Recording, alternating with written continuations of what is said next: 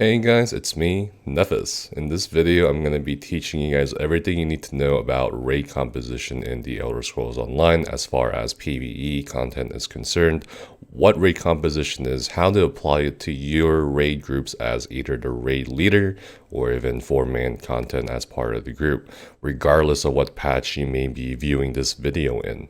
So while a lot of people would, probably also like me to go over very specific item sets or skills for specific roles within this context, I'm largely going to avoid going too much into, details like that, so I can make this video more about teaching you guys how to critically think about raid composition, regardless of whatever happens to item sets or big gameplay changes in the future, because the essence of, deciding your group composition hasn't really changed or won't really change for a really long time, in my opinion. So what the heck is raid or group composition?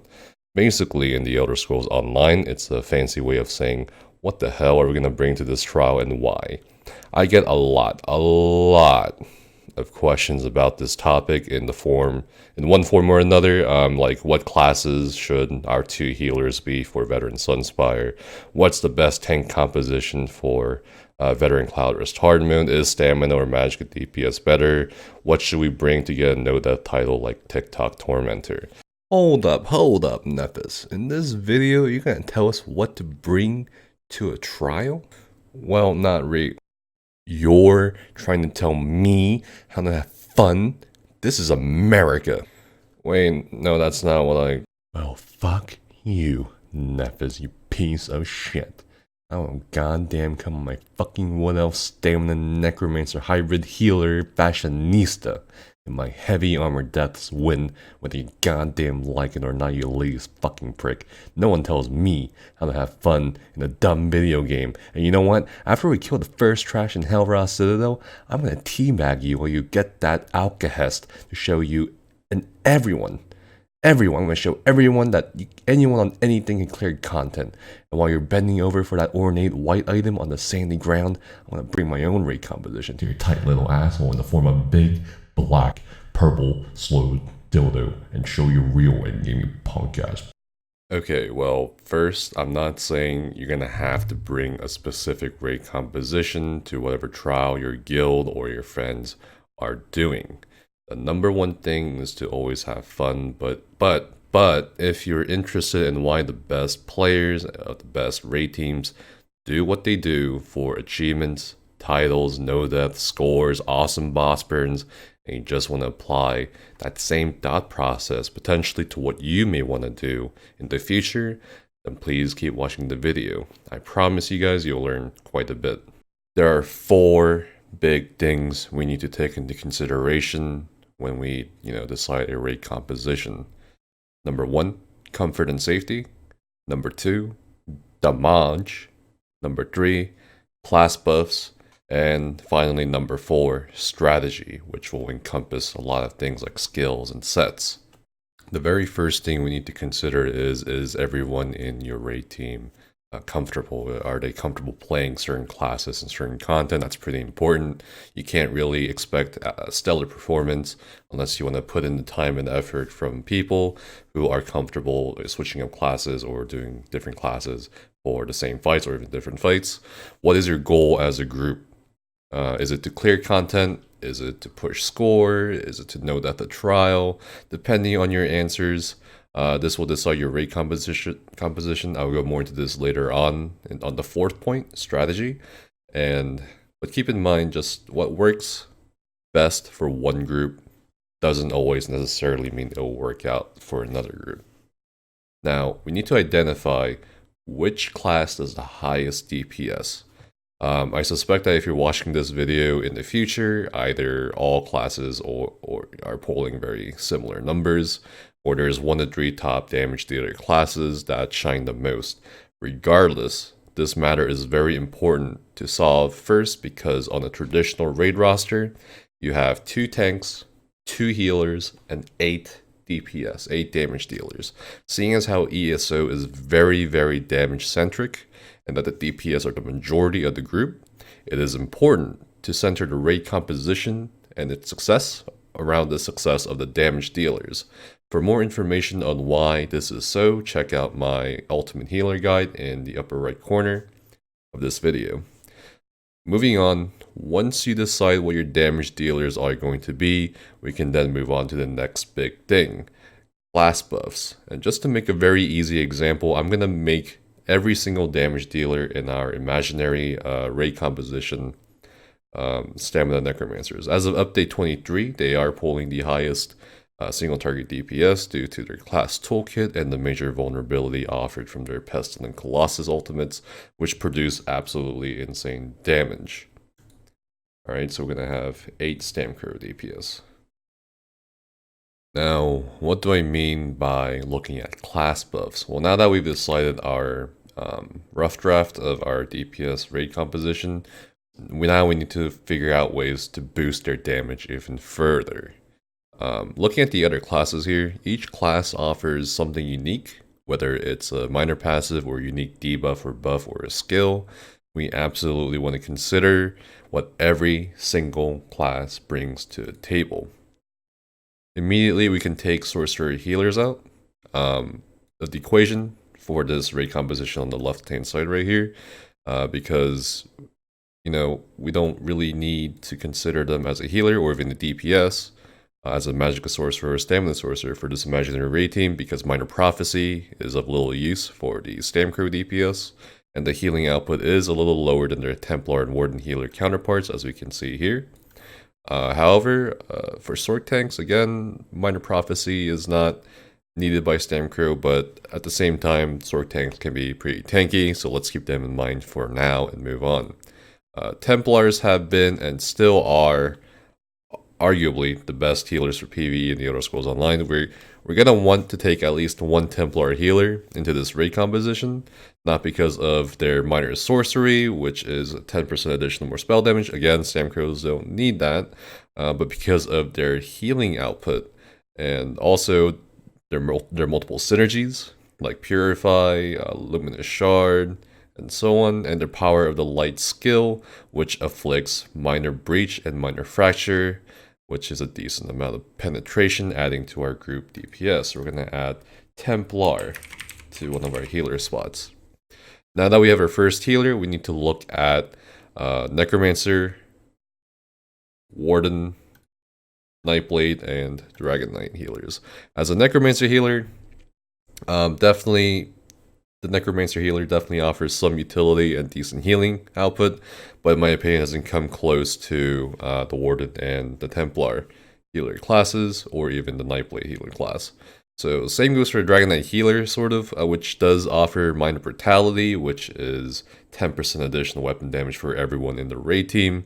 You activate it with an Earth and Heart ability, and the Nightblade healer, who also does offer Minor Savagery, which is a 6% total increase to your weapon crit rating, which is pretty huge. We definitely want that in some form or another for our Stamcrow DPS composition here. However, we do have the Warden healer with their Minor Toughness 10% health. That's a pretty significant boost to our very squishy Stamina Necromancer DPS. You don't want people dying, and in addition to the Minor Toughness, which is already a very attractive option for many raid teams to take on, we also have the Warden's very decent healing and synergy output. They also happen to have major protection and other stuff if we do need it. They also do have a conditional access to major mending, and so we're gonna have a Templar healer and a Warden healer. So as you can see, we just sort of went through the process of elimination and decided, okay, what's the best benefit for the team at this point, and that's how we arrived at the healer classes of Templar and Warden for this imaginary raid team composition. So we have the Warden and Templar healer. Now we need to set up our 2 tanks. Earlier we said we'd keep the Sorcerer tank in mind, but again, the Minor Brutality and Minor Savagery we just looked at, offered by the Dragon Knight and the Nightblade tanks, respectively, are really, really attractive. It's really invaluable, too, to have a 10% weapon damage boost to your Stamcrow DPS. It's really invaluable to have the 6% Minor Savagery post-Murkmire. You guys have to realize post-Murkmire patch, the minor buffs were buffed by ZeniMax, and Basically, it was previously like Minor Brutality was only a 5% weapon damage boost. Minor Sorcery was only a 5% spell damage boost. Minor Savagery and Minor Prophecy only offered 3% boost to your weapon and spell crit rating as a group, but they doubled it as well to about 6%. So it's pretty important we keep these minor buffs in mind. Now, that's pretty much it. We're going to put Dragon Knight tank and Nightblade tank, right? So we actually have our raid composition, but we're not done yet because now we need to discuss your raid team strategies, which will not only determine skills or item sets your friends need to use, but actually force you into possibly making revisions to your raid team composition. I said earlier I'm not going to go too much into detail about sets or specific skills in the video because things may always change every patch, but I'm going to give you an example of how sets and skills can affect raid composition. You have 8 stamina DPS, Stamcrow DPS specifically. You have 1 Nightblade tank, 1 Dragon Knight tank, 1 Templar healer, and 1 Warden healer. And as of the Scalebreaker patch, Martial Knowledge is a set worth considering. It's a light armor support set a healer could wear. Do you put it on the Templar healer or the Warden healer? You put it on the Templar healer because of the Martial Knowledge's proc condition of you have to be below a certain stamp pool, I believe 50% of your max stamp pool in order to proc it. Templar healers also have Power of the Light, which I briefly touched upon, the Minor Fracture, Minor Breach, and remember, Power of the Light is a stamina-based skill, so it'll make Martial Knowledge easier to maintain and proc on the Templar compared to the Warden healer. If we had instead opted for a different class healer earlier, like a Dragon Knight, we may have had a hard time bringing Martial Knowledge into our raid composition and our raid strategy overall. In addition, we're actually going to make a little change to our hypothetical raid composition here.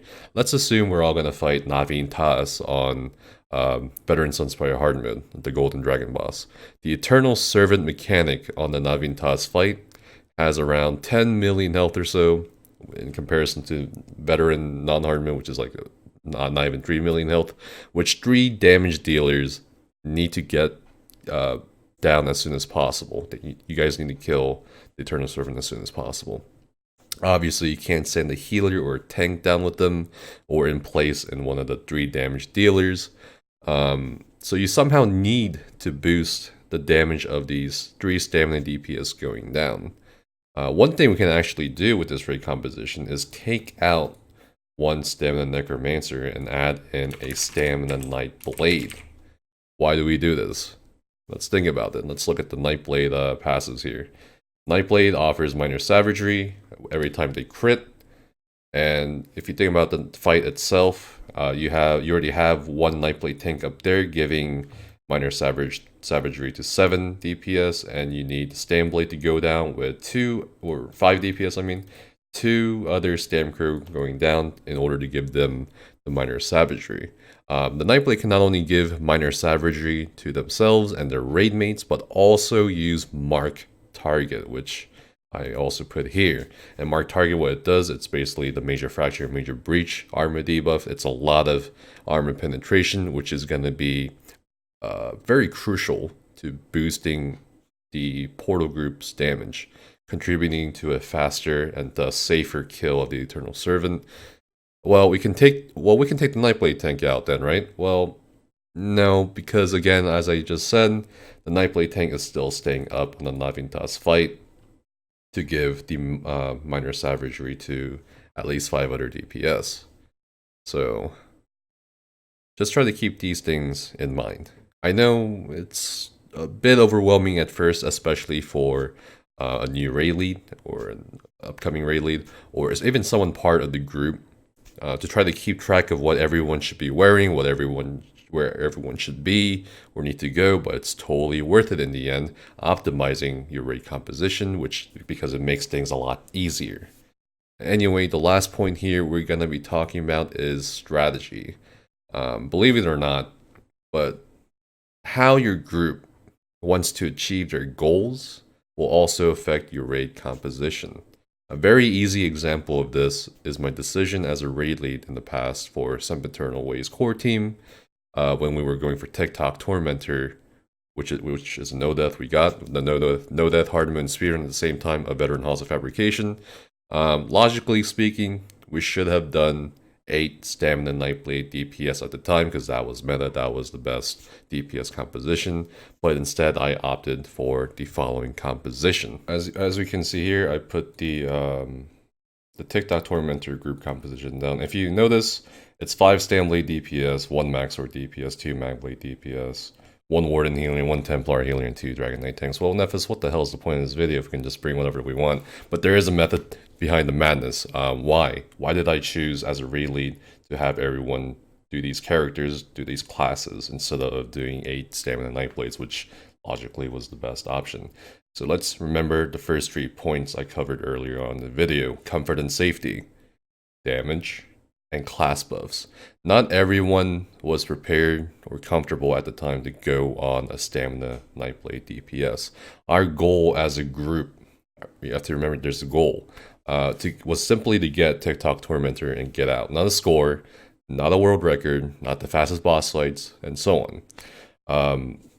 The Magic DPS actually also allowed us to add another person using Efficient Purge for the first boss, guaranteeing no deathing in the first boss. You have to burn in and you have to purge the poison injection and so on. It's a lot of purging going on.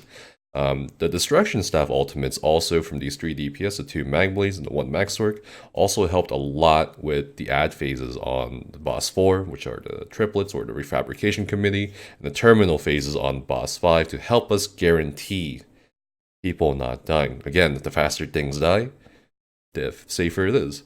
And minor toughness was also most consistent from Warden Healer. The Templar Healer, again, power to light and great healing capabilities. Plus the 2 Dragon Knight tanks. I mean, Dragon Knight tanks in terms of tanking at the time, really safe. You got Magma Shell, you got Shield, you got really great resource management as a class. You also offered Igneous Shield to the group when they needed it during execute phases. Also, the specific players on these Dragon Knight tanks were most comfortable on them as well. Plus the Engulfing Flames that I covered up here, 10% additional flame damage to everybody else, helps out the 3 Magicka DPS. And damage-wise, our group DPS was more than fine to get the speed run necessary for the TikTok Tormentor title for the entire trial. In fact, every time we got to the last boss with no one dying or whatever, we actually had over 10 minutes to spare. So obviously, your composition can also depend on how well you're doing things as well. But also, again, as you can see, it's pretty flexible. Now that I've explained what raid composition is, the thought process behind it, and so on, I want to give you guys a quick pop quiz in the video before we end the video. Or maybe 2 pop quizzes. Are you ready? Taking into consideration all of this, what is a good raid composition for the following? Fill in the blanks.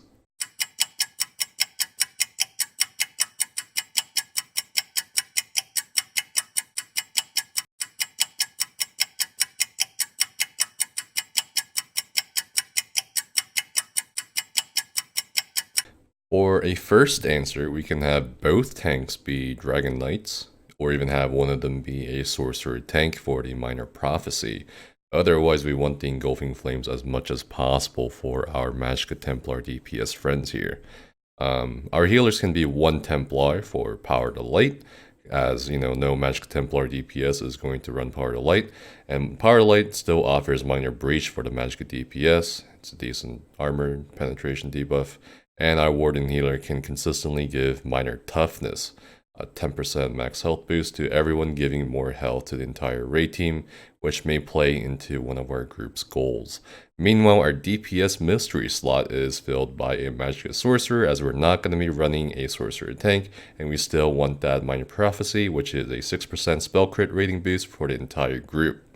The second answer, which is also valid, as instead of Warden Healer here, we have a Warden tank, providing minor toughness through skills such as Blood Altar. We're still keeping the Dragon Knight tank for the Engulfing Flames, or we can actually put in a Magic Dragon Knight DPS in place of either the Nightblade, the Necromancer, or the Templar DPS down here.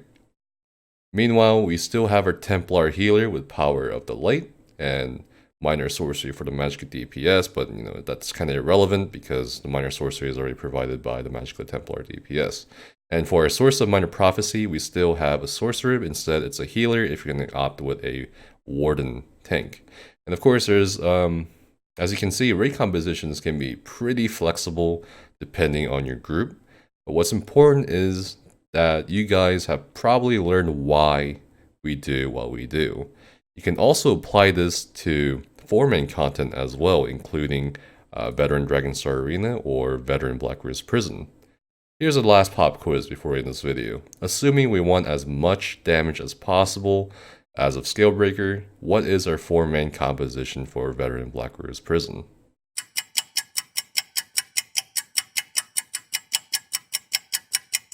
Best answer as of update 23 would be that player 1 would be the Dragon Knight tank, player 2 and 3 will be the Stamina Necromancers, and player 4 will be the Stamina Knight Blades.